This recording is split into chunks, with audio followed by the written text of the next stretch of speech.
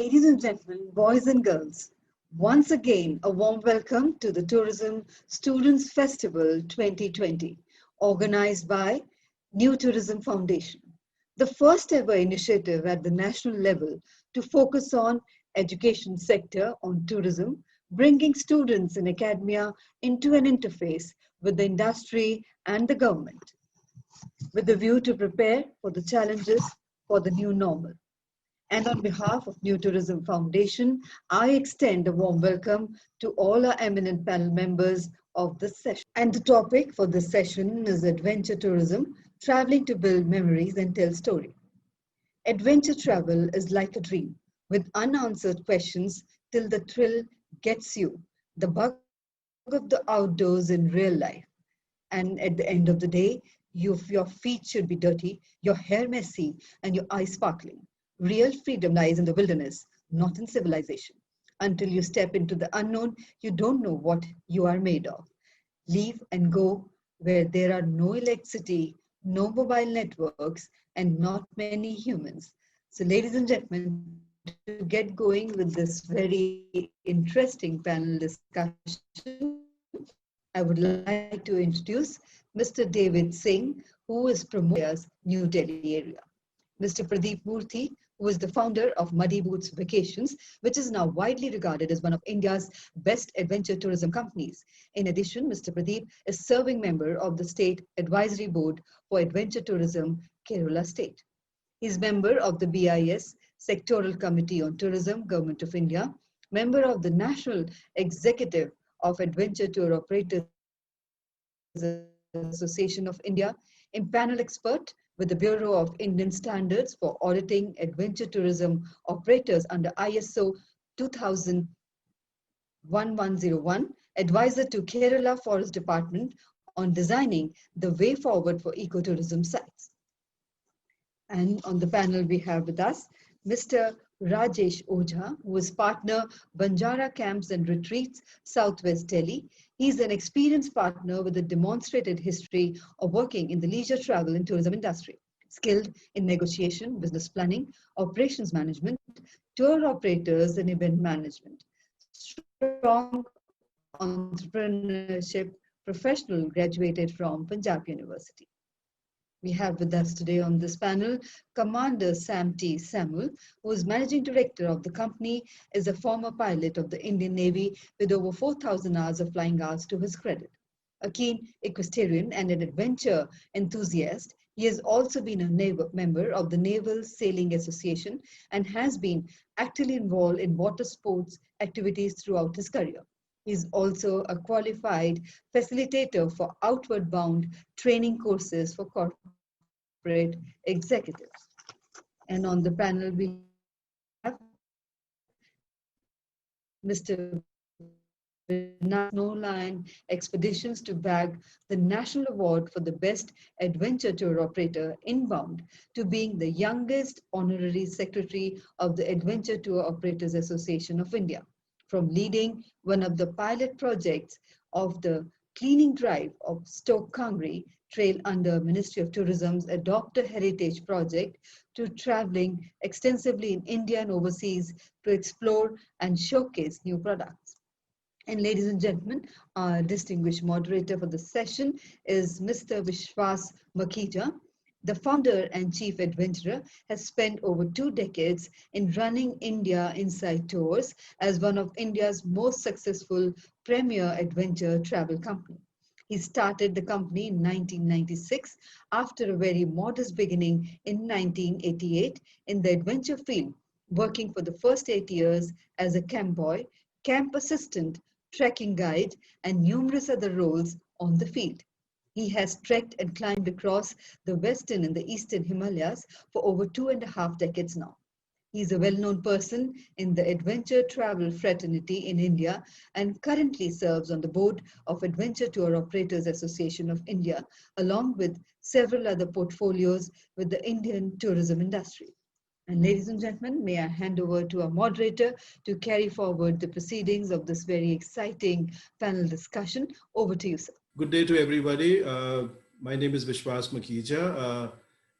I would like to first of all thank New Tourism Foundation for having us over for this session. I'm joined by Rajesh Oja, David Singh, Vinay Kaul, and Pradeep Murthy.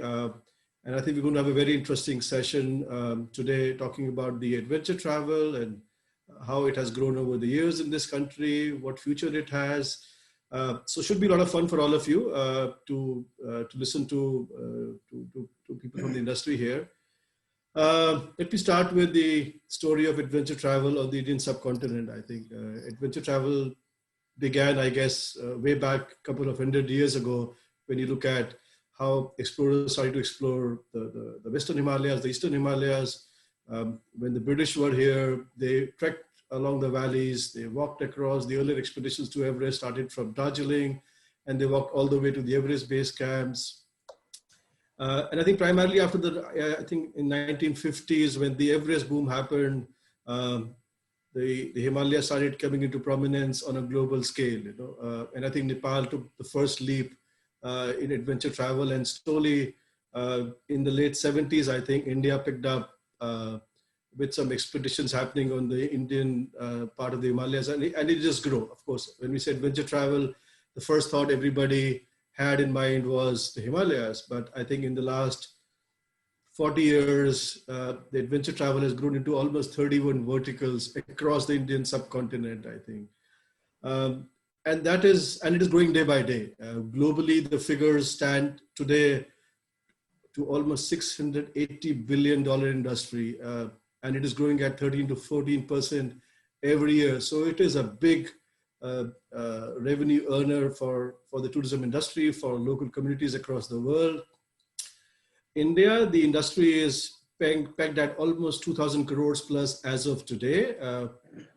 I would say 80% of it is still in the unorganized sector, which is slowly getting into the organized sector, and 20% is controlled by the organized sector, which means companies recognized by state governments, companies recognized by central governments, and it is on the upward.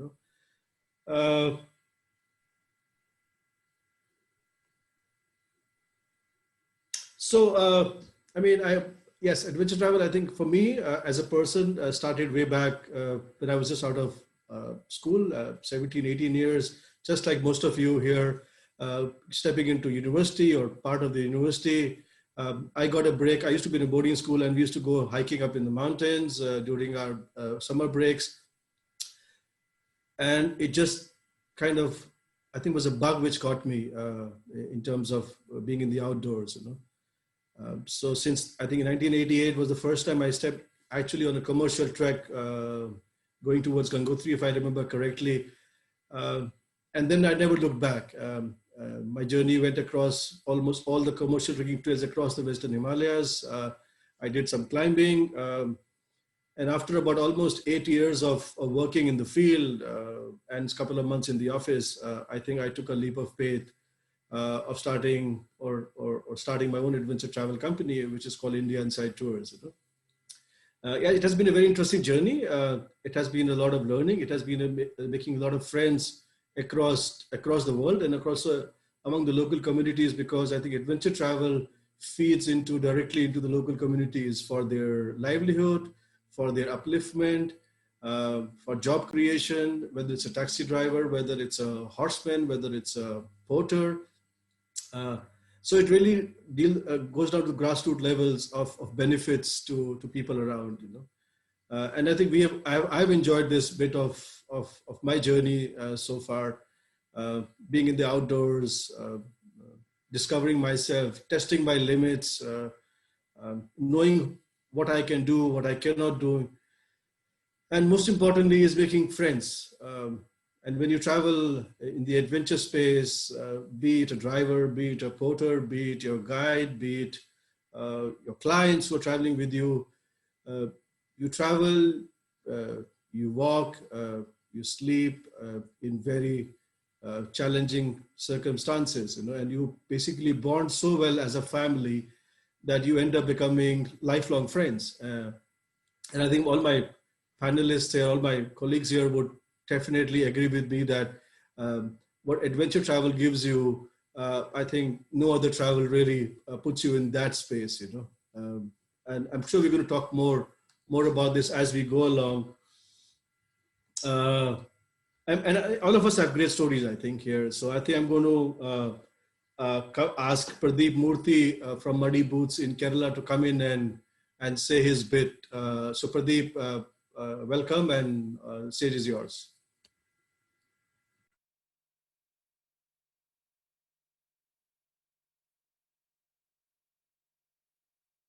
Pradeep, you need to unmute yourself. Oh, sorry. So I was just saying thanks to Vishwas, and thanks to all of you guys for having us over and having the patience to listen to us for an hour. I hope you find it useful and you get something out of it. I had a very different journey to what Vishwas had.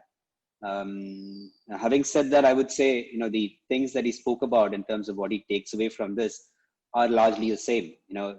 Bonding as a family, the passion that you bring to it, the fun that you have, the joy that you get out of being outdoors.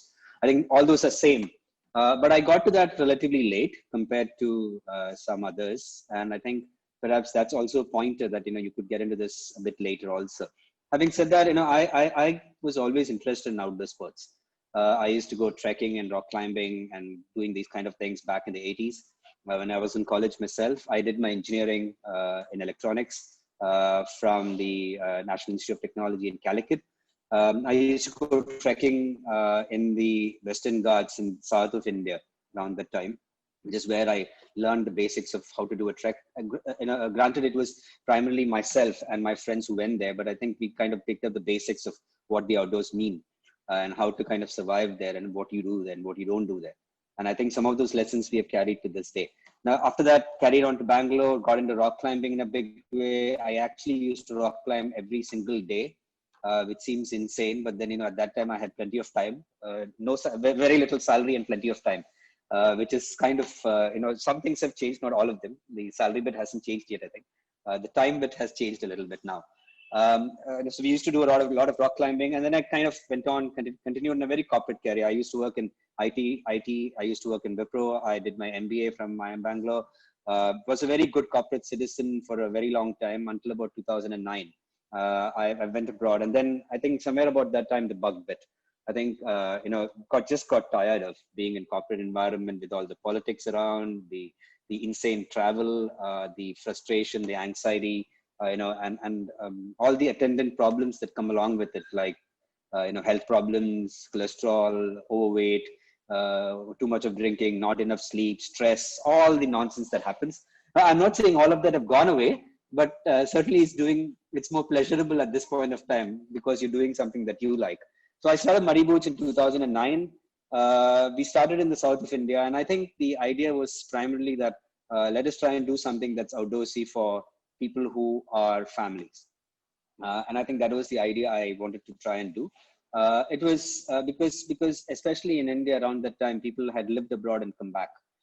And a lot of people had been abroad and come back. And also we had a lot of expats who had settled in places like Bangalore and Chennai. And it was quite common for them to go out on the weekend and do something. It could be a cycling trip, it could be a camping holiday for a weekend, it could be something small. It didn't need to be that we went and climbed a big mountain. But it was something that was outdoorsy, and people were looking at that age. People were looking for somebody to do it professionally, and more importantly, with a lot of safety around it, and also somebody who could connect them to that environment and the culture and the people there. And I think that is where we saw an opportunity. It's been great. I mean, and as Vishwas was saying, and I'm sure my friends will agree as well, I think the richest part of all this is not about making money. I think it's about the experiences that you yourself gain as a person, what you learn, and the journey you embark on, and where you are, where you find yourself in a few years once you get into this kind of business is very, very different to what you think you might have been.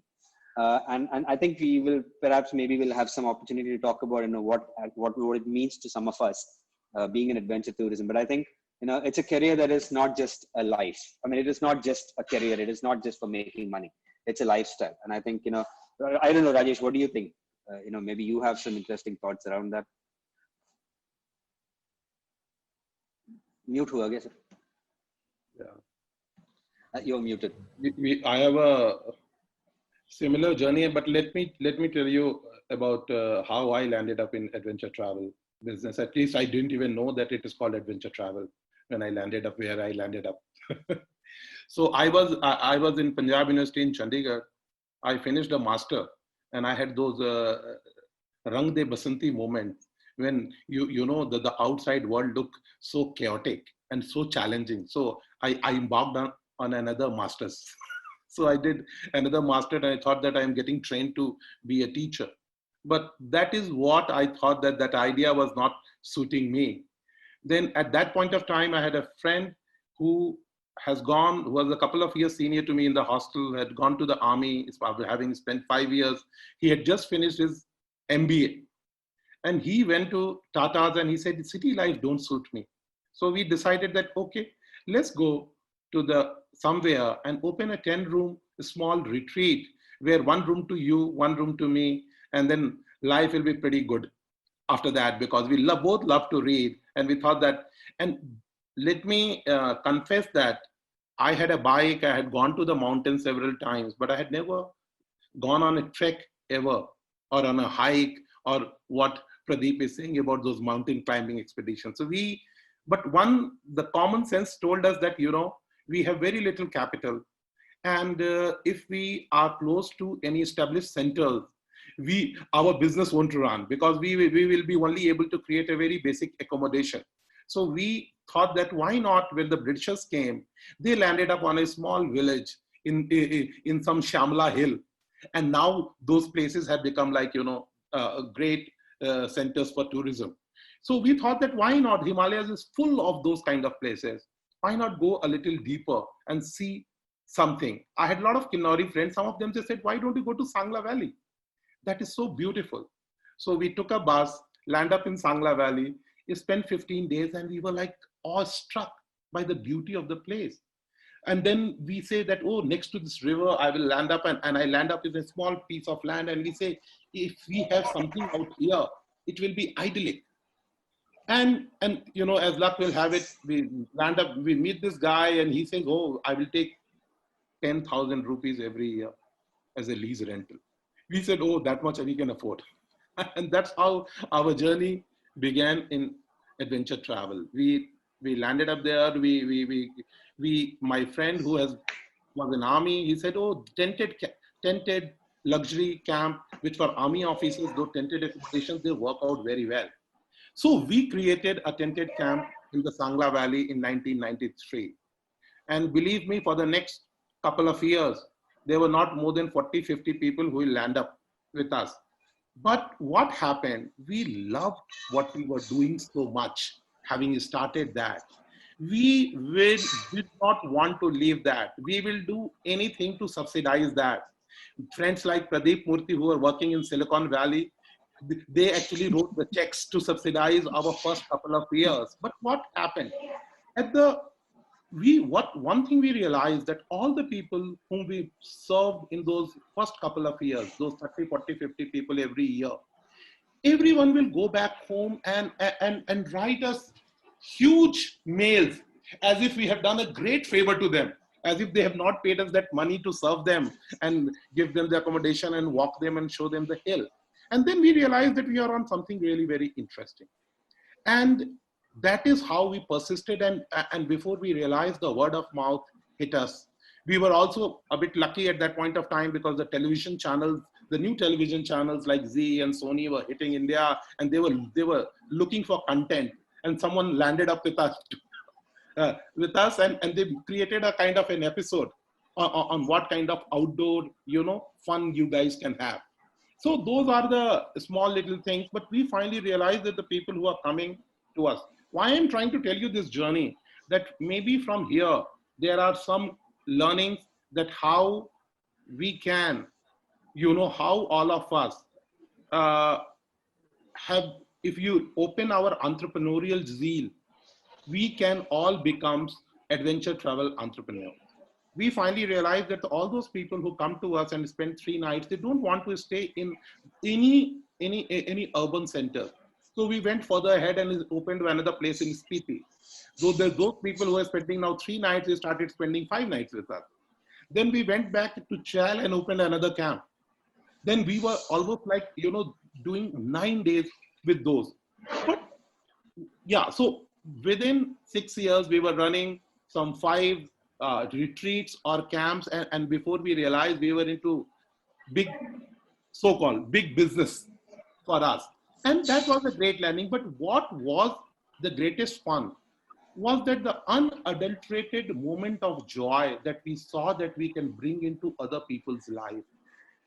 When you meet them in those outdoors, their guards are down. They open up to us.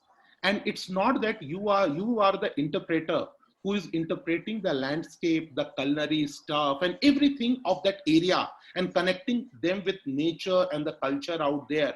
But at the same time, in their unguarded moment, they also open up and they educate you.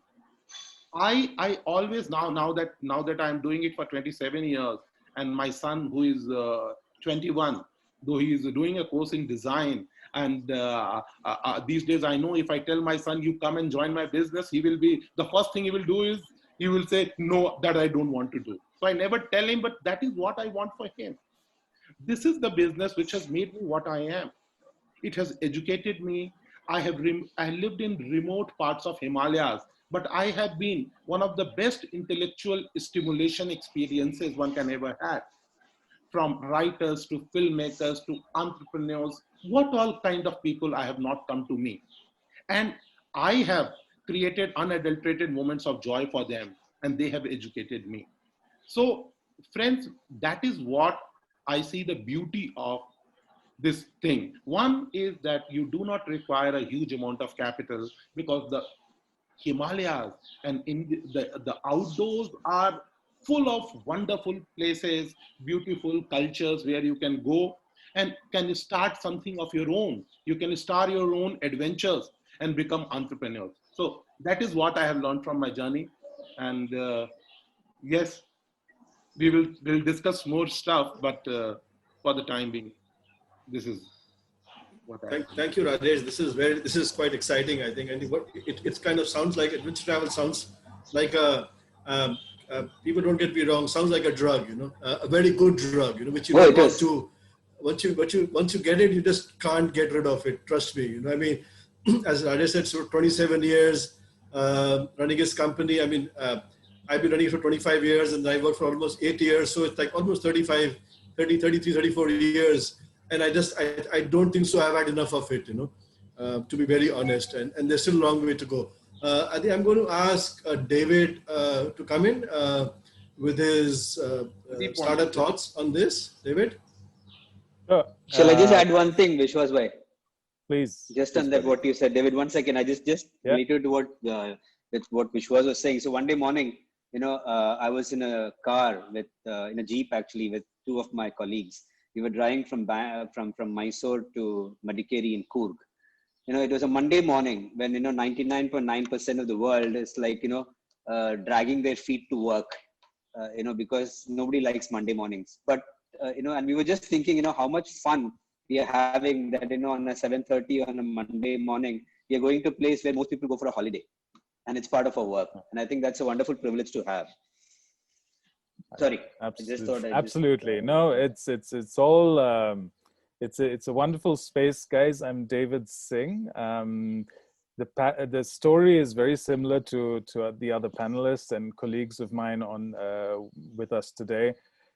For me, the story started a little different. The seed was probably sown on day 1. I literally was given a middle name called Kanchenjunga, which was the 3rd highest mountain. My father is a great mountaineer, explorer, adventurer. So I had this guru, I had this mentor from the start. I grew up in the Himalayas. I was grown up in Sikkim and Darjeeling. So running up and down the valley, running up and down the streams and the rivers, all the joys of the outdoors started very early for me. And obviously any excuse from school, Duke of Edinburgh award scheme, a scientific exploration expedition, a youth expedition, my name was on top of the list, and luckily I had parents who supported that.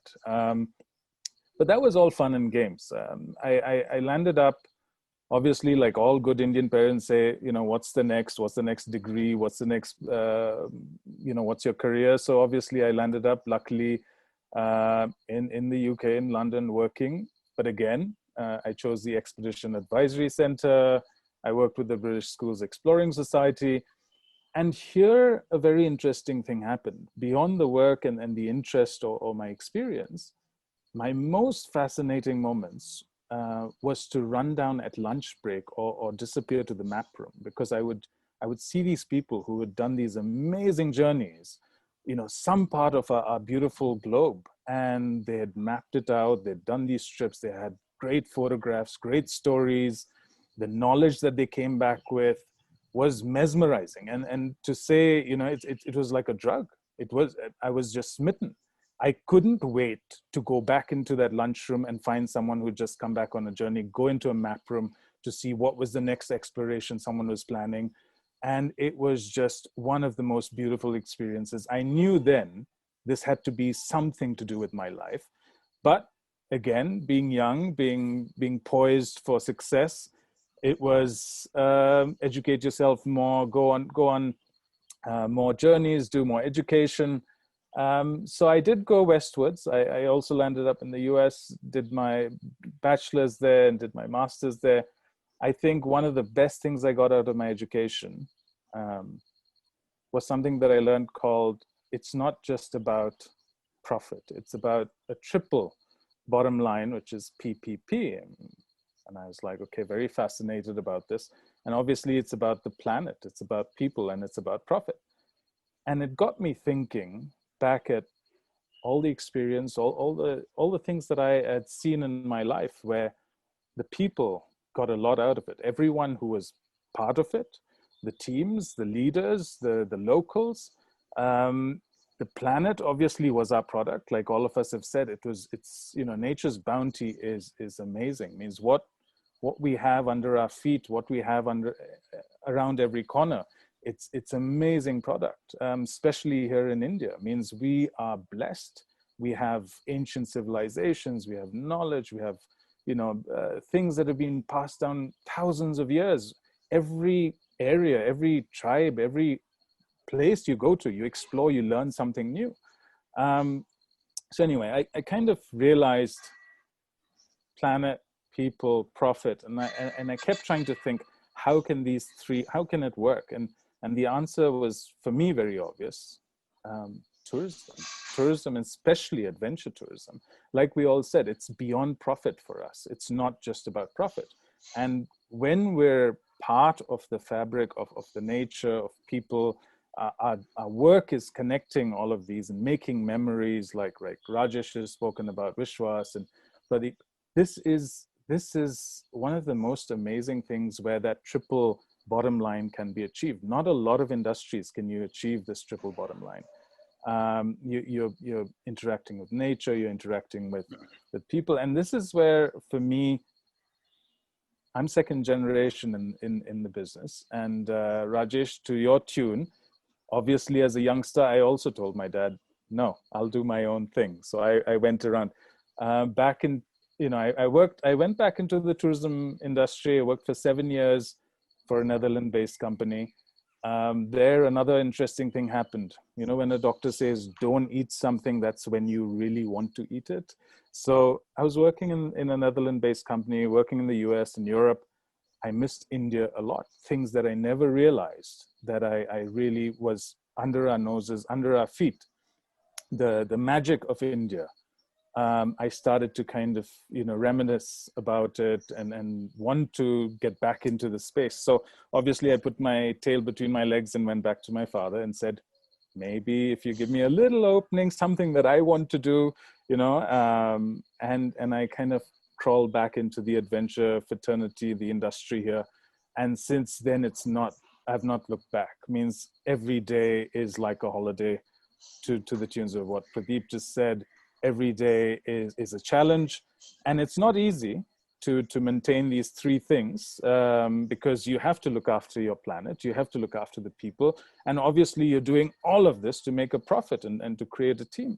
So to balance these three things, and I'm sure we'll talk about it more, It is a challenge, but I think that's what keeps us going. It's those memories. It's this wonderful output where everyone really comes out a winner, and it takes us into one day to another day, and it keeps us going forward. So my journey continues in this space, and I feel so many great things are to happen. We can be of such a positive impact to so many lives, so many people, the planet, our culture, conservation. And this is an area where someone with that passion, you have to light that fire inside you. And once that fire is lit, or once that bug catches you, you will find ways to do this work. It's not easy, but it's a celebration of life. And if you can give back whilst you're working, there's nothing like it. So to all those who are poised to get into this industry, I'll say it's one of the best spaces, the most rewarding spaces. And I think, youngsters and some of our seniors will all talk about how wonderful it is to work in this space. So Vinayak, I know you're also second generation. It'll be lovely to hear. Did you put your tail between your legs and also crawl back into the industry? Because after what we saw growing up, I don't know if we could ever go into another direction. So Vinayak, over to you. Thank you, David. Can you hear me all? Am I audible? Yeah. Thank you, David. I'm not sure if you were watching your screen while you were speaking. I was laughing because my story or whatever I have to speak is going to be a mix of all what you all have spoken, whether it's David's second generation story or Pradeep's the corporate world story or Rajesh. And so I don't know what to speak, but yes, I'll probably just copy all that stuff. So thank you, Vishwas. Thank you, New Tourism Foundation, for asking me to speak here. I'm honored. And dear students, friends, it's an honor to address you all. Let me tell you, I after hearing Rajesh and Vishwas and David and Murthy, I don't know what I'm doing here, but I'll still speak whatever I have learned in this short span of 15 years I have been in the industry. If I will start something similar to David, which I was mentioning, that adventure was already part of my life right from my birth. I was born in Kashmir.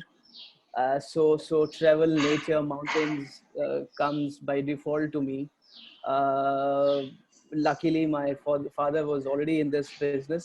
So I had seen him traveling and talking about his travel tales and meeting clients and going to different places.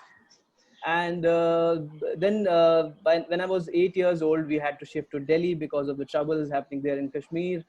So father was still in the same business, and then to fast forward a bit. So then, yes, like Rajesh said, my son will say no. David said no. I said no as well. so it was around 2000 when I passed my class 12th. So computer sciences was the in thing around the whole world. So I went in for graduation in computer sciences to Pune. My father never pushed me. He always said, do what you want. Probably he knew that I'm going to come back someday, and he didn't want to have it on him. So I went to Pune, did my graduation, had a very good time. Very little of studies, more of having fun out there. I hope he's not hearing that this bit of the conversation. So then I was thinking to do an MBA also from there, and I gave him a call. I said, this is what I plan to do. He said, okay, I have no problem, but please spend for your study money out there, because I had sent you for graduation. That was all. So then I thought, okay, so it's not going to work sitting here in Pune. I came back to Delhi, and it was that year of wherein you give your exams for preparations of different MBA entrance colleges and things like that. So that's when I started going to office just for the sake of fun, and that was I guess 2005. And here I am in 2020 doing what I had not planned to do, but eventually. So the story goes, I did my MBA in between by taking a 2 years break when I really missed office and traveling.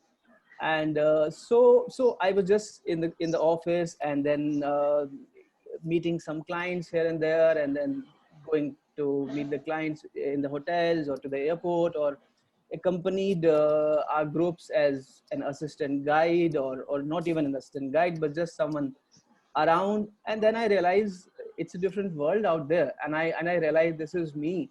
I couldn't see myself sitting in front of a computer for the whole of my life. And I realized that I like to talk to people, I like to interact, I like to share my stories, I like to listen.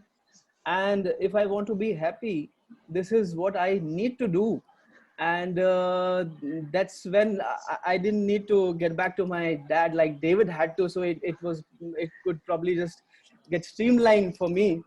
And so that was the first season, and all of a sudden I landed up in Ladakh with some clients. And in Ladakh it was mountains again, the Kashmir, my birthplace, which I have been missing always. I found some solace in Ladakh, and there I was interacting with our clients, which were majorly foreigners. And I was interacting with the locals, and it was a new world for me. What I had not seen in Pune, what I had not seen in my school days. I had my bits of going up in the mountains, but that was not so much deep rooted. And then I realized there's so much in the world to see. What I personally believe is, like, if I talk to all my friends today who are doing very good for themselves in big IT companies or banks and big corporate world, but not bragging about myself, but still their knowledge about the whole world is very little in comparison to what I may have. So it just opens your mind. You especially in adventure tourism, on the one hand, you might be spending a night in a 5-star hotel. On the very next day, if you are driving to, say, some deeper in the wilderness, or you are driving to Uttarakhand, you're flying to Ladakh, you're staying in a very small homestay, and it humbles you down, that how even in those small places people can stay happy. So getting back to the same point, that the stories which all of us have been sharing, that it opens up your mind. There's so much to do in this world. There's so much to learn every day. I'm sure Rajesh will agree, Vishwas will agree, with so much of their experience, that every day they learn something new, even while sitting in the office discussing adventure travel. And then when you are going out in the mountains or wherever in the outdoors, you learn something new. So I think that is one of the biggest factors for me to be in. And there's so much to speak. I don't know if we have so much of time for me, but I would also say some of the people over here emphasize that David emphasized that it's not about profit making, and it's more about passion. What I would also say, that in the current COVID times, when you all must be a little anxious about your future, you have signed in for tourism, and all what you see everywhere, tourism is really not in a great shape. I would say, if you are in tourism, if you are especially in adventure tourism, you are in the right boat, because we all are very attached to our companies. I can assure you that even if you see companies falling apart, you will not see adventure travel companies falling apart. We all are so close to our companies that no matter what profit comes secondary, we would want our companies to go further ahead. And so you all have a great chance in the future.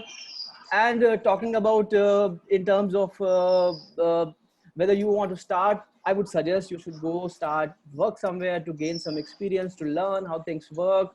Do give a good commitment to the company, not leave them in between. But when you start your own company or you start your own venture, you will be more learned.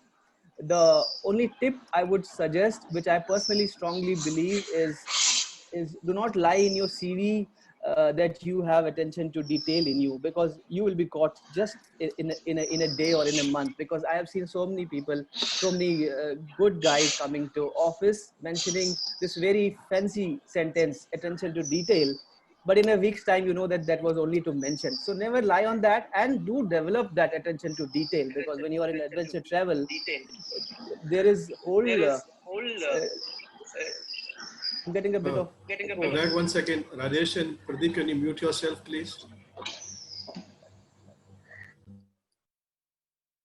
So yeah, attention to detail is something, because when you're sitting there in your office and you're preparing for your adventure trip, there's a lot to plan. And when you are in a city, you can make a phone call, or you can do some firefighting. But if you are up in the mountains, there's not much which you can do, and you have your clients along with you, expecting some good quality service. So attention to detail is a must. That's what I have always believed. Sometimes I get some very upset colleagues in my office, that how many times you want to double check and triple check. I said, this is what I want to do, and this is how I want to go about my planning. So that is something which I would suggest. And I would only say that it's all positive. It's so much to do, and it will keep you fit, like Pradeep was mentioning, all what he was missing when he was in the corporate world. Uh, Talk about COVID times. What do you see? Social distancing, keeping your body fit, immune system. I mean, adventure travel gives you answers for most of them. So I would say tourism, adventure tourism is a very right way to go forward if you really have the thing for it. That's all I would have to say, Vishwas, at the moment. Uh, Not much to add apart from what Rajesh, David, and Murthy had to say, but we can discuss more in detail. Okay, thanks, Vinayak. That's lovely. I think synopsis of your journey so far and your experiences and how passionate you still feel about adventure travel as of today. I think adventure travel. In other words, I think all of you will agree. I think people in the business, people who work together, whether they are guides, whether they are holders or people, entrepreneurs like us, I think in the end we all become a band of brothers. We may have competition on one side, or we have clients. We are fighting for clients on one hand, but at the end, when there is help required, when there is guidance required, we are just one big community together. And I think that does not happen in a lot of businesses. I think it's also, I think, how most of the adventure travel companies started from grassroots levels. People started as camp boys or campus assistants, and found their way up, establishing companies with a global recognition. And I think most importantly is that humbleness, I think, which the people who work in the adventure travel carry forward, I think. And I think this is what I think is a recommendation I would say, or tell all these youngsters or your students out there, that it is a business, it is a employment which teaches you, irrespective of the mountains you climb, but you're always grounded. It's how it goes, and I think that's what is the beauty of this part of adventure travel business. I think I'm going to move on to a next point of discussion here, and I think most of us have answered that, but I mean, I would say, what does adventure travel to mean to each one of us? Is it right even to call it adventure tourism, because it is so much, there is so much of bifurcation, or there is so much of options in this whole scenario, and there are different aspects to speak about, whether it's about culinary, whether it's storytelling, whether it's about cultures, local communities. Rajesh, what you want to start here? Then I mean, we can have people come in later. Unmute yourself, Rajesh, please. I'm saying that adventure tourism is variously defined, but I tend to agree what the biggest body, Adventure Travel World, ATTA, describes adventure as a physical activity, a natural environment, and cultural immersion. So they say that whenever any two of them are present, it is adventure travel. So that is the beauty of adventure travel is for me is that it has become, I think, a way of life. It is like for me, though it is like saying like a bigger thing, but like, as they say that what is Hindu philosophy, and I say that Hindu philosophy is a way of life. In that sense, in a larger, big sense, I want to say that adventure travel, what we are talking about, the self-exploration and transformation of the self, but at the same time, taking people to the, to beyond their comfort zones and showing the beauty which lies beyond it, So every time, the basic, what I think in the biggest thing to learn in life is what you call the perseverance. Perseverance is one of the, one of the biggest values, I believe, which we can inculcate in people. And when you are on a trek, you see that one step after another, you realize that, oh, what I was seeing up there, it looked like insurmountable. We just reached there in some time. So these are the beauties of, and what I also feel that the specialization, when what David was earlier talking about, that the cultures, the flora, the fauna, the curiosity factor, that you have to go and learn about everything. The stone you see, and the valleys where I am, and then we talk about the geology, how the valleys would have come, and how the people who are there for last 2000 years back, how they would have come and settled. So you're looking at anthropology, you're looking at history, you are looking at the social culture, and you are looking at the cuisine they do, how they would have come into existence, and all of it, understanding that. And when you get an opportunity of 3 to 5 days, when you as an interpreter get it across to the other person, it is a life transformational experience. So what I feel that you can be, the adventure traveler is one who takes people beyond their, comfort zone. And, and I say that what learning is. Learning is always when you break the pattern you are in.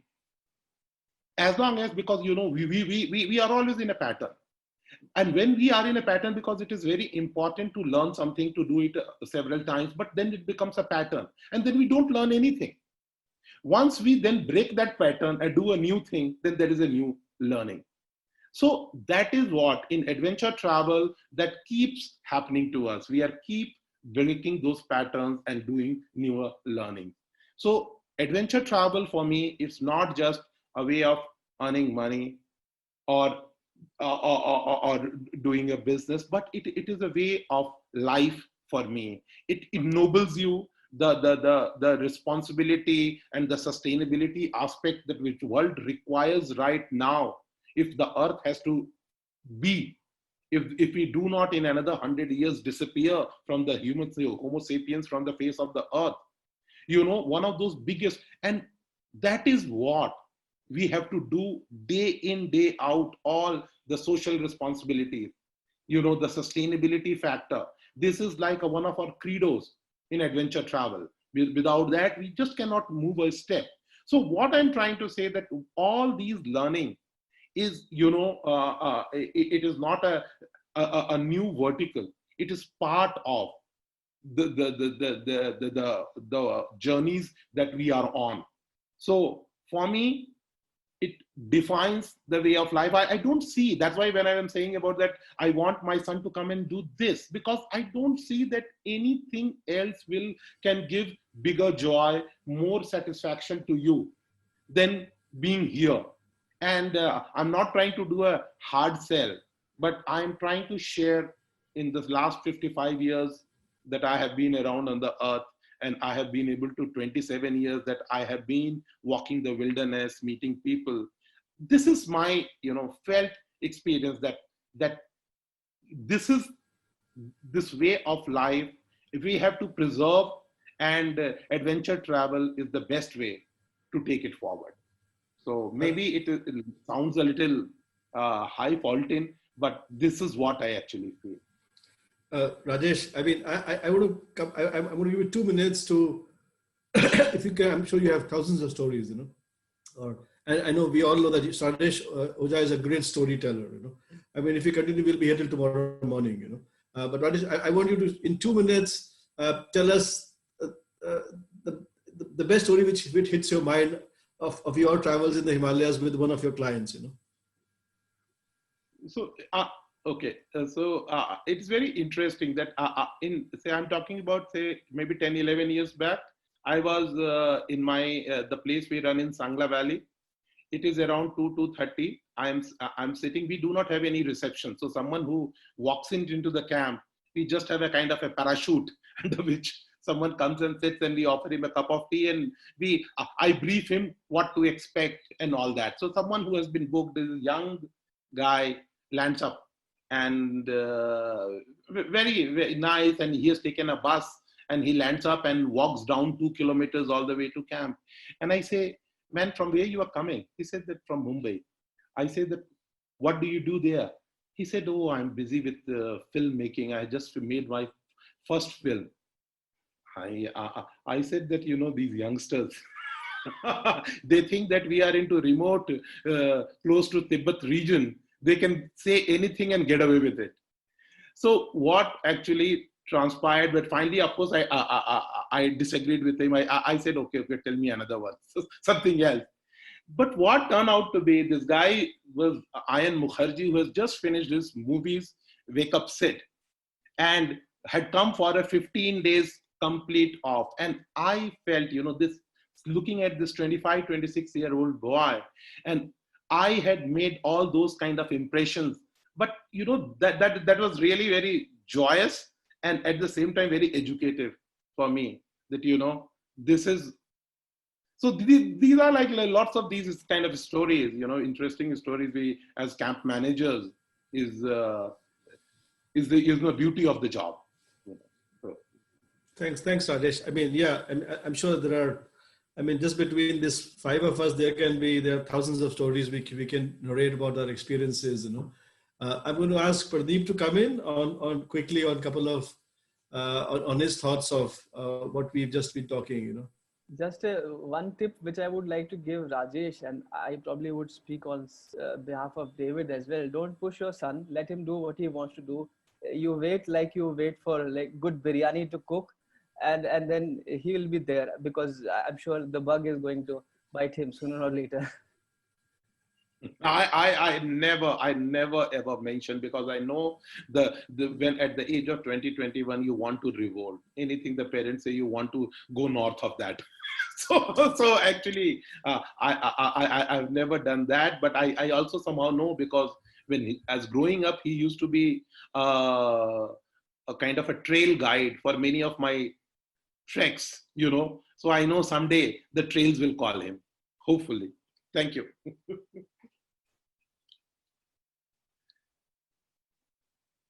Pradeep can't unmute. I said Jay is a very cool guy, so I'm sure he'll be fine. So time de do, like you said, biryani ban ke aayega niklega.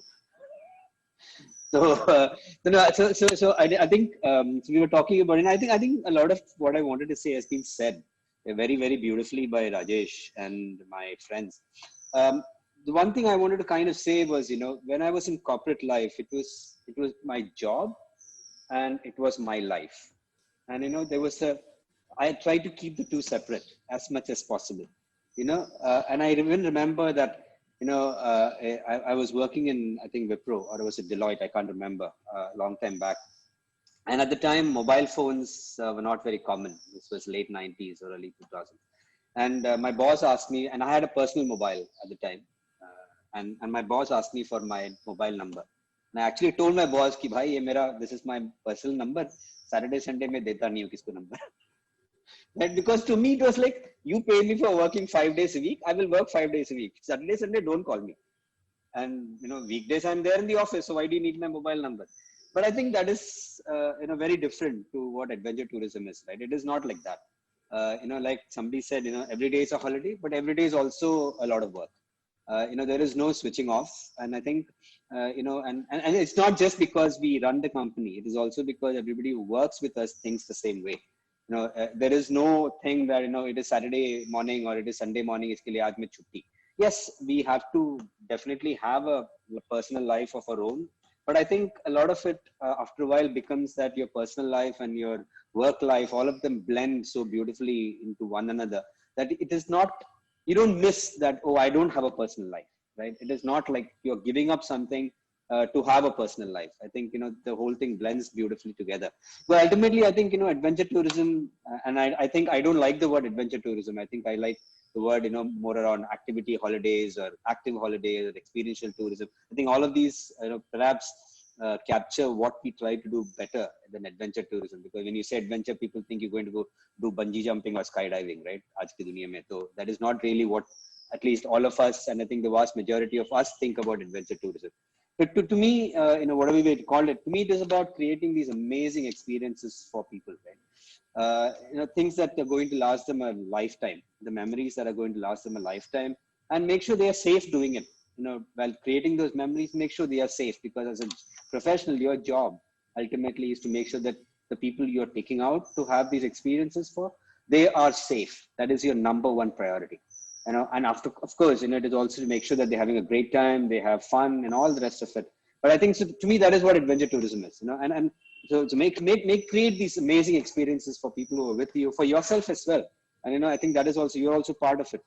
It is not that you're standing around and, it's not like you're a magician creating experiences for somebody. You're part of the experience yourself, and, you yourself are learning something, and, you're creating these memories for yourself as well. And like Rajesh has these wonderful stories. All of us have a million stories to tell, but we are part of the story also. No, it is not that we saw something and we're recounting it. So I think that is what, to me, adventure tourism was all about. And I think, I mentioned this before, and I think that is what many of our clients echo as well. Because, the reason they come and do experiences with us is because, ultimately what people remember are experiences, right? You don't remember, you might have seen a fantastic sunset, a beautiful mountain, a view of the beach, all that stuff. But, typically things tend to get blurred after a while. But what you've done with somebody, with your family, with your friends, you will never forget.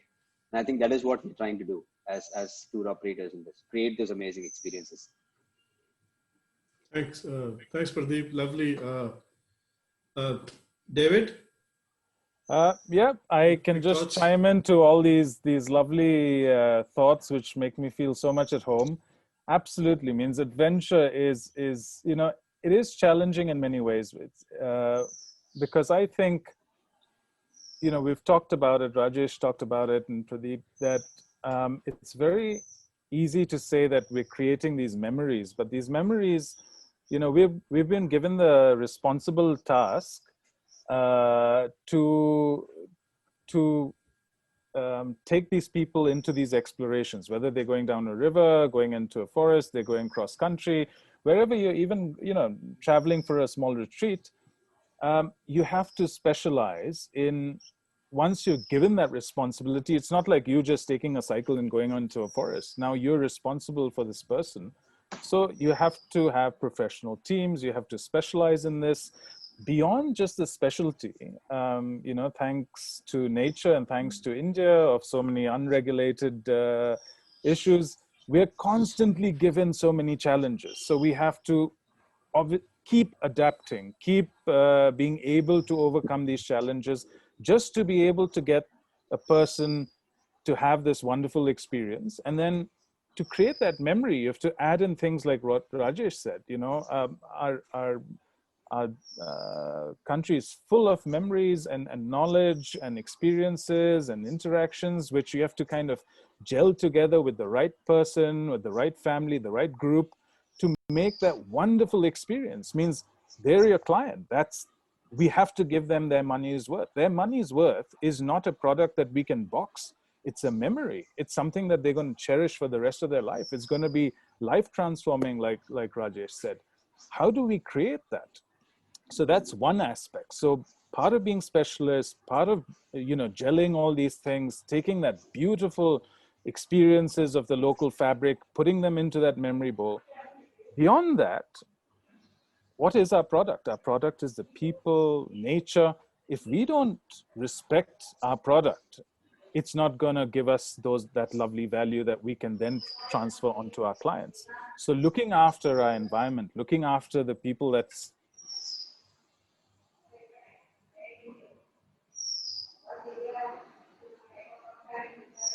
Did we lose David? David is in the mountains. Looks like some challenge You got a happened. glitch. Okay, while David comes back, I mean, we'll wait for David to come. Vinayak, you want to take this on quickly, and then I have some things to say as well on this. Sure. Rest everybody can mute, please.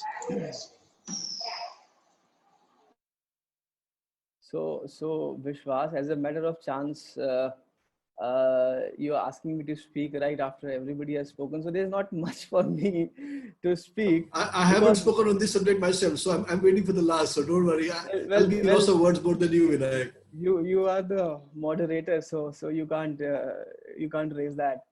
But what I mean to say, that the stories, the subjects or the topics or the characters might be different, but the overall the flavor is same. We all have experienced so much of joy, like Pradeep said, and like Vishwas, you also said, you don't even want to call it adventure tourism. That's so true. Adventure travel will be the safest. And let me tell you, while I was mentioning that I was in college and then I joined office, and when I speak that I joined office, which my father had started, let me assure all the students here, friends here, all those people who do not have a background of some family business, you all are at equal space with someone having a background. We have someone like Vishwas Makija, we have someone like Rajesh Oja sitting along with us, where they had no background of adventure travel in the family. So it is just that we are sharing the stories, so we can't change where we are coming from. We have somebody like Pradeep who's doing so well in South India without any having adventure background in the family, if I may say so, or in the business at least. So we all are at the same platform. Let me very much clarify that. And so what I was saying, that when I joined office, for the first year, it was very strange for me to ask for money for organizing their travel. I found it very strange. Someone calls me, someone calls in the office, please organize a hotel, please organize a small gadi or small trip. I said, I mean, why am I charging? It's like, okay, friends are calling, but slowly I realized, okay, I need to charge them as well. So adventure tourism, adventure business, it's very strange, especially because when you love being out there in the mountains. My initial years, which is still, I'm in the initial years of my career in comparison to our seniors, they were just joy, pure joy. When you're out in the mountains, you interact with people. My personal takeaway is like, there's so much to learn when you talk to people, whether you talk to a customer, whether he's or she is from India or overseas, whether you talk to a local. That is my pure takeaway from adventure travel. Because like Rajesh probably was mentioning, that when you meet people on an adventure holiday, they are very much open with you, unguarded in the mountains, in the wilderness. So they are without any inhibitions. While on a typical corporate travel or a typical leisure travel, they still a little guarded, I would say. So that is the special takeaway. If I would share one small story, which Vishwas has been asking to for someone, because first of all, I will surely, after we are done with this session, there are so many stories which are going to come into my mind that I would say, yaar, ye bola hota and wo bola hota. But something which particularly comes into my mind right now is which can happen on any travel, but why it happened on adventure travel, because we bonded so closely. So I was in Ladakh on a trek of about 14 days, I guess, and then the trip finished. And so you what happens on a trip, adventure trip, that you are with the people for 24 hours, 7 days, 14 days. So there is so much to talk. You almost know the other person so much. So there was this client of ours who knew how to speak and write Tibetan. So when we were back in the hotel in Leh, so over the conversation again, over a couple of drinks, I said, can you write my name in Tibetan? He said, yes. So he picked up a paper napkin from the dining table, wrote my name in Vinayak in Tibetan, and then sketched a little drawing. So which was very pretty. It was a white paper napkin with a black pen. It looked very pretty. I said, please write a date and I'm gonna frame it and keep it with me. So that guy said, no, it's not worth it. It's just a sketch of like time pass from my side. Don't embarrass me by framing it. I said, no, it's not about whether the painting or the sketch looks good or not. It's a memory for me. We were discussing we have been traveling together for 2 weeks, and then we were discussing about this language, and you write my name and then you did the sketch. It's special to me. He said, okay, fine. I said, okay. The next day, so let me show you. I don't know if you will be able to see that on my mobile, because these things are in my office. If you can see it, if you just a moment, if you can see it, this is what he sketched. It has my name. It has that little mountains. Can you see it, Vishwas? Somewhat. So it has my name. It has that mountain. We can see it. Yes. It has his name. It has his date. So this was end of story. So then next day in the evening, he comes to me that, Vinayak, I would like to have that small paper napkin back, because I've got something else for you. So I said, what is it? So this is what he painted for me. Oops. this is what he painted for me. That same sketch, which he had just sketched around over the dining table, he had painted it the same day and got it framed also for me and presented it to me. So this is there, this is lying in my, this is there on my office, on my table. So these are the stories which you build when you travel, which you build when you do travel with people as close as like going up in the mountains for 2 weeks. So this is there. I think, let me see the date. I don't remember. It's I think 2014 or 13, something like that. So all these years it's on my table, reminding me of my special time with that group. And I'm sure those people also will be having the same kind of feeling. So that is what adventure travel is for you. Thanks, Vinayak. I think Vishwas, David is can back. I tell a small story? Just to make Uh, people laugh a little bit. If David yes, is back, okay. if David is So not David, back. you wait now. Okay. No, 2 David, minutes, again, Pradeep. quick one. You know, just ahead, because Vinayak was talking about charging people, you know, he suddenly kuch yaad aaya. So, you know, when I started this business, you know, so many of my, you know, local friends who I know for the last 30, 35 years or 40 years or whatever. So, you know, they were kind of baffled ki banda kar kya raha hai, right? You know, so one of my friends turned up, you know, he's a government bureaucrat guy, and he asked me, you know, he says, so what do you do? So I said, we'll organize trips like trekking and cycling and all that. He says, okay. The cycling trip? I said, huh. So he says, you give them cycles? I said, yes. Or they can bring their own. He says, okay. And then who has to cycle? Pedal kaun karega? So I said, the guest has to pedal. Okay. And he has to pay you money for that? I said, yes. So then he said, yeah, it's a bada business hai. So he has to come, he has to pedal, and he has to pay you money for pedaling. Right? Then I said, okay. I said, keep your weekend free. I took him out, you know, the next weekend. I took him and his wife up, and you know, they had a 2 days, spent 2 days with me. And after that, he said, "Ki, nahi, abhi mujhe samajh mein aa raha hai." You know, why people pay. Right? So I'm just saying, it's a little, sometimes it's baffling as to, you know, why are people doing this kind of thing. But no, I just thought it was a funny story. It suddenly yaad aaya. Sorry, David.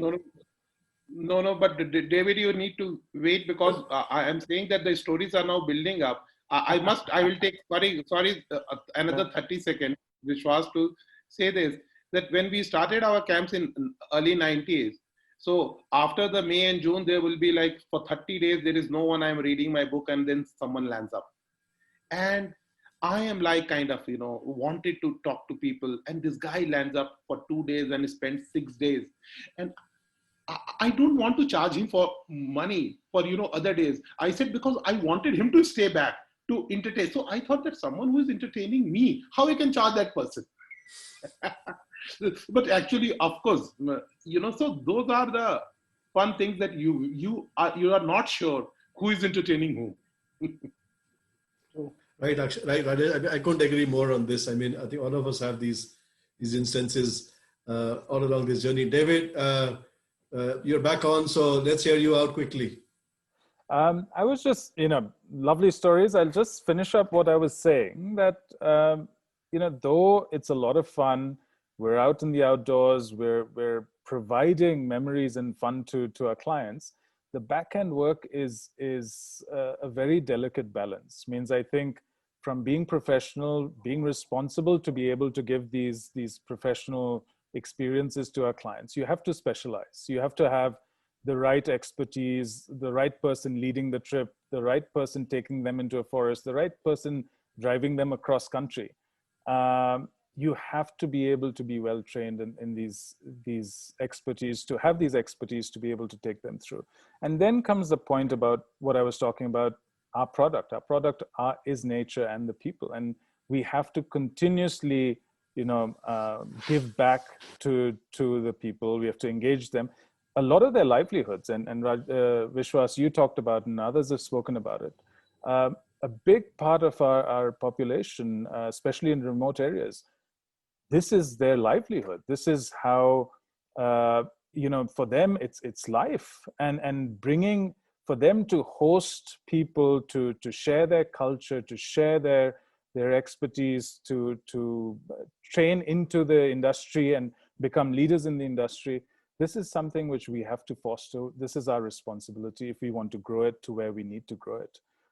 The environment, the worst thing that we can do to our own product is spoil it. So never spoil your product. Means look after your nature.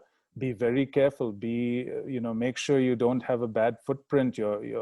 your camps, your journeys, your clients, everything. You give back more than you take from nature, so that's kept intact for us and for the future generations to come. So imagine with all this fun, you've got people, you've got clients. Again, the last thing that I'll say here, there are lots of products in the world, lots of businesses. People as products, as clients, is one of the toughest things for all of us. It means we all know people can turn on a dime. And 1 second they're happy, 1 second they're scared, 1 second they're not satisfied. So to have these people skills for your clients as well, how do you look after them? Sometimes you want to hit your head on the wall to say, how come it's so volatile? It changes every second. Every client, every other family is different. You do something with one client, it doesn't work out with the others. So you have to constantly have these skills to be able to deal with people. It means that's the magic. If you can leave them with that dream, they become your ambassadors. If you can keep that your conservation or a livelihood in a remote place, they become your brothers and sisters in your family. And with all of this, the delicate balance is, it's a business. You have to make profit. It's not an NGO. Everyone has to earn. The people on the ground have to earn. We have to earn. So maintaining this, dealing with all the challenges, and making those exciting, taking people to those boundaries, physical boundaries, filling those vacuums of knowledge, people hungry for this different information. To be those creators, that's adventure tourism, that's adventure travel. And it's a lot of effort, but it's a fun road, as you can hear from a lot of my colleagues and gurus in the industry will tell you. It is nothing better. It means all of us probably are somehow, we feel we have one of the best niches in the industry. It means I really believe it's a special space, as you've heard today. So back to our friends. Back to Vishwas. Thanks, David. Wonderful to have you back and with your insights. I think I'm going to spend 2 minutes on this topic for myself. I'm speaking about from my side as well. Everybody said what does adventure travel or what does business means to each one of us. I think as far I'm concerned, I like most of us here. I come from a very middle class family. Nobody in my entire family was into business or anything. But once this bug caught on to me, I spent almost 8.5 years working and learning about different aspects of this business. And I think I believed in myself. I believed in what I wanted to give back to the people, to the communities, and also raise standards of my own family, So it means a life to me. From a humble background, from a very roots in terms of strong family values, I dreamt big. I had a vision, or I formed a vision in my head what I'm going to do in the next 20-25 years. And I think each one of us needs to dream. When you start working, you need to have a vision. You need to have something in the cloud, and this is what you would like to do. And then you need to work on it. And if you work with sincerity, if you work with honesty, if you work with dedication, you will get there. I remember reading once and I still remember this saying. In somebody's drawing room, I think it was possibly my former boss. It says, when you have a dream, do not let anything dim it. Keep hoping, keep trying. The sky is the limit. And I followed these lines all through my career in the last 30-35 years, and I'm still dreaming. It hasn't finished. We still have a long way to go, and that's what I have to say from my side here. I think we are little tight on time because we have so many stories to speak, and New Tourism Foundation must be saying that in log ko 1 ghanta bola tha, 1 ghanta to ho gaya, but they want to continue talking. So I think we will still continue talking for some more time. So I'm going to give all of you 2 minutes each on the next things to speak on, and this is basically for the students, to guide them in a way quickly. And I think some of you have said certain things, but quickly you can wrap it up saying, what would one aim for if you wish to make a career in adventure tourism? Passion, interest, professionalism, safety. So quick, Rajesh, your quick 2 minutes on this.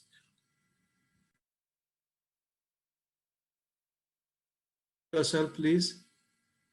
So I'm saying that I pass on to David for the time being because I have spoken a lot, and let him make up for the good time. And yeah, okay, Rajesh, I would, and I'm sure the technical aspects the others can talk. I would touch upon the relevance of today.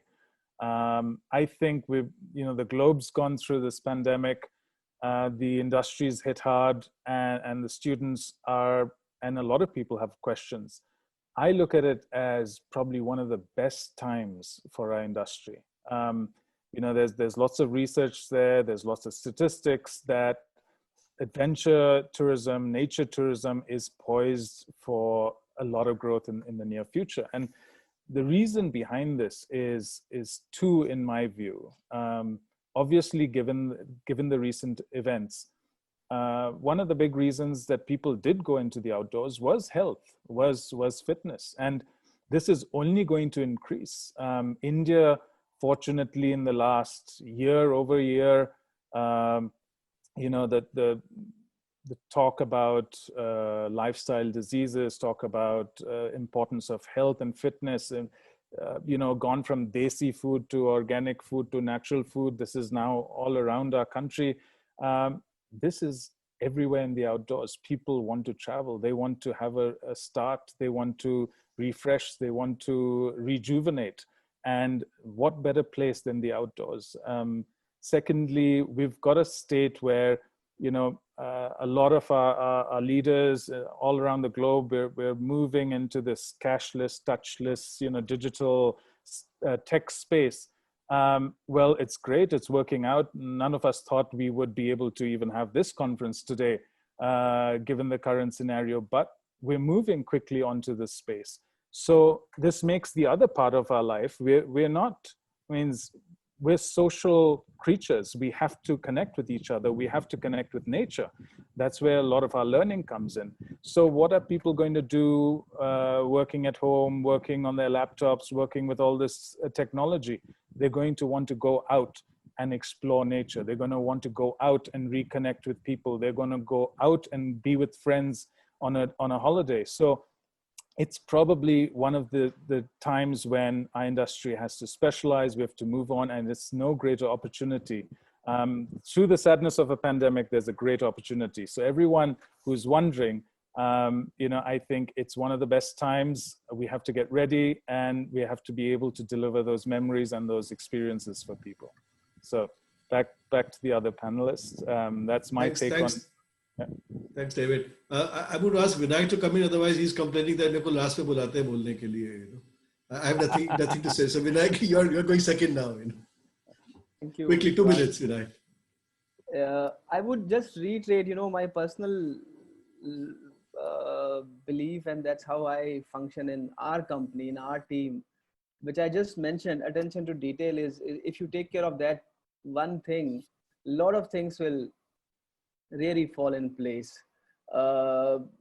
which I had already mentioned. I would also say planning and execution, especially for adventure trips, is kind of a backbone, which I would think my panelists would agree. Responsibly traveling, and not just you as a company or you as a person who is organizing the trip, you have to make the clients also aware. I would say from my background that in our company, majority of the clients were foreigners who do come very well researched for their trips. They come with a lot of background about the kind of holiday they have come for. While as we in India are still growing in adventure tourism, our clients are many times going only for the sake of ये भी करके देखते हैं क्या है, but many times they don't know what exactly they are going in for. So that's when you as a professional can really help them, make them sensitize them towards Mother Nature, because most of the trips, if not all, are of adventure trips are into the wilderness, but most are. So one has to be responsible, you as a company, and the customers also. Do not worry. I do have many colleagues in the travel trade, or my team in the office, sometimes our team who are really not going ahead and telling the client the right thing or the wrong thing. But I have never shied away. I have always put my foot down when I see that the client is not being responsible. So you should have those guts to be very up forward in a very polite manner, in a very responsible manner, when you explain the nitty-gritties of being in the wilderness to your clients. And planning and execution, I will emphasize, because which I was mentioning earlier, in a leisure trip, a lot of things can happen, but not very fatal. And then you have all the connectivity and things like that. But on an adventure trip, there's a difference between an accident and a mistake. Accidents are part and parcel of adventure travel, but you should not be making a mistake. And that's when your planning and execution is very important. So when you're planning to go on in adventure travel, adventure business, adventure world, please put a lot of emphasis on planning and execution. That's all, Vishwas. Thank you, Vinayak. Pradeep, quick 2 minutes on this from your side, and then we'll go on the last recommendations. Okay, so I'll 2 minutes is good.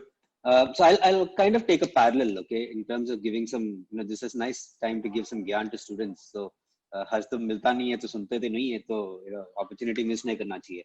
So here's what I think, right? So it's like I play the tabla, right? And there are a lot of great musicians, and if you look at the best musicians in the world, they really they're really enjoying the music, and they are playing that they're doing, whatever they're performing is effortless, right? They're not really thinking about what their finger is doing, or what is actually happening mechanically.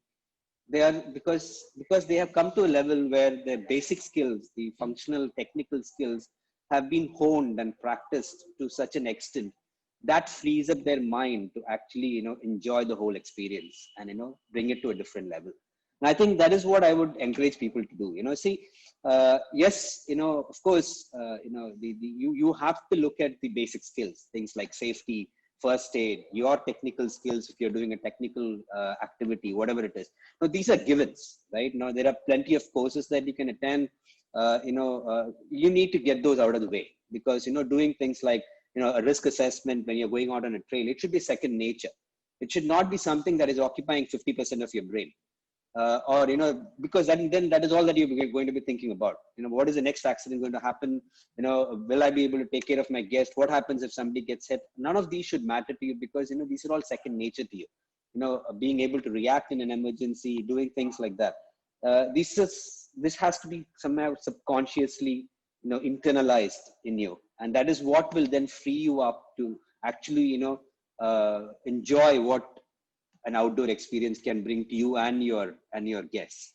Now, so my parting words would be, don't be an artist. An artist is somebody who plays an instrument, right? Create music, be a musician, right? Take it to the next level. And that is what will make it something that is fantastic for you and your guests. That's it. Thanks, Pradeep. Thanks, Pradeep. Vishwas, yes, I will now reclaim my 1.5 minutes. So here I will say something generic to the students. One, I will say, please grow a personality, read, learn, and that is what is going to help you in life. So be curious, constantly keep working on yourself. And for that, I think when you have to go out and work for a while, I want everyone to become, the way I was, an entrepreneur. You have to work with the zeal of an entrepreneur and with an eye of an entrepreneur. You have to work with the idea that one day, as Vishwas was saying, you have to dream your dream. So keep that in mind. But for that, you have to learn. And learn, maybe you will go and work in a company, learn with some specialists. But once you go and join a company, I will say the point of ethics. We all are, the company, and everyone is working for the guest, for the end guest. We are not working for the profitability of the business only. And that you never forget. If a company or wherever you work, where you do not find things right and ethical, have the courage to say that upfront. If things do not work out, you find another way, because once you get into that, the life becomes extremely complicated. That that strength of character is what is required to go ahead in life, and what that also is required for you to become an entrepreneur and dream your dreams. If you get compromised, it will never take you anywhere. So this is what I will say. Please be very clear and solid about it. Yeah. Thanks, Rajesh. I just have one line to add there to what Rajesh was saying, I think, is, all you students and youngsters possibly going to look for jobs in adventure travel or tomorrow. You have to start at the bottom. There is no shortcut. You have to go right on the ladder. It's like climbing steps in a house. If you have to go to the first floor, you have to take the first steps. So when you take those first steps, ensure that your feet are well grounded, well cemented. Do not jump too fast. If you jump, you will fall. You will falter. And there is an issue with the generation today, I would say. I mean, not to offend any of you there, but that a lot of people look for shortcuts. A lot of people want the shorter way up the ladder. In adventure travel, that does not work, to be very honest. You have to know every aspect of this business.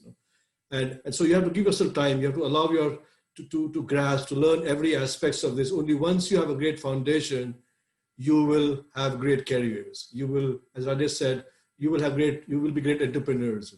There is no shortcut in adventure travel. I mean, when I worked for several years, Prateek, I worked for 8.5 years. And to be very honest, for 8 years, I worked in one single company when I started my career in 1988. One single company. And that's what I think. So stay focused. That's what I think is here from my side. I think we're going to wrap up very soon. There's one last thing, David. I think you were talking yesterday about some recommendations to the university, to the teachers who are doing travel tourism courses on adventure travel. So I think, David, I will give you the space to make a couple of recommendations quickly, and then we can wrap this up. Unless somebody wants to add something at the end. I would say, Vishwas, I actually have made those recommendations through various of my comments already. And Rajesh, and you did a fantastic job of wrapping up. The one part which you talked about, climbing steps, giving it your best, learning, specializing. A lot of this is required today to get into this field. It's not like any other part of tourism. And I think I'm actually going to hand over this part to Pradeep, because he's been working a lot for the industry on getting people to be able to specialize with the right recommendations. So Pradeep, actually, if you can take on, and from an industry standpoint and for India, what the associations have been doing and what your recommendations might be. Well, David, I think one of the things that we have seen in especially as part of the Adventure Tour Operators Association is that there's a lot of tourism being taught across India. Unfortunately, most of it tends to be the traditional conventional tourism who teach things like F&B and check-in, check-out, housekeeping, things like that. And I think to prepare students for a career in adventure tourism, either students need to take some initiative themselves, or it would be even better if academia and faculty looked at some additional aspects that I think are a little bit more important in adventure tourism. Some of those things are things that Etowai can do. So we have things like an introduction to adventure tourism course that's been designed. It's a short-term course. There are specialized aspects around,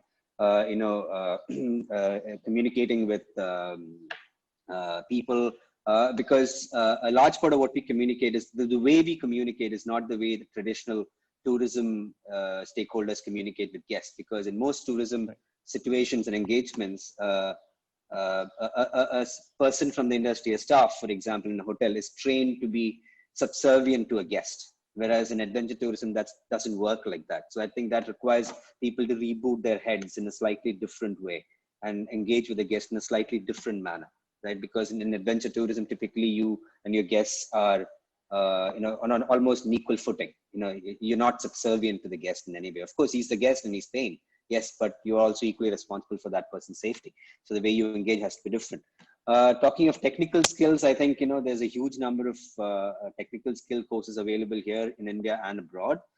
Depends on what you want to do. And there are institutes like the Mountaineering Institutes in North India. There are others in other parts of India. Water sports, Goa has some fabulous options. Scuba diving institutes across the country. Atoa is also putting together courses around various skills that we think might help the industry as well. So I think those are all essential parts of what the faculty and industry need to look at to make sure that when we have tourism students graduating from courses in tourism faculties and from tourism institutes across the country, they are perhaps better equipped and better ready to look at an adventure tourism career, and that has become something viable for them as well. Vishwas, does that kind of answer what we wanted to say? Yes. Unless other people want to add. Yeah. No, I think that's great. Anybody else wants to add? We can wrap up the session now. Nothing from me, Vishwas. Thank you. No. I think we've all. I think, like you said in the beginning, we can go for days, but we have to respect the time. Yes. So I think it's been a wonderful interaction. Thank you, everyone. Thankful to all our eminent panelists for their insightful and thoughtful addresses, and also to the viewers of this session. I'm sure that the takeaways of the session will enthuse confidence among students and young professionals during the current testing times towards the new normal. We have a surprise for you all attendees. Scan the QR code on your screens with your mobile phones and answer 10 questions in 10 minutes. You will get to win prizes and surprise gifts. And I shall see you in the next session.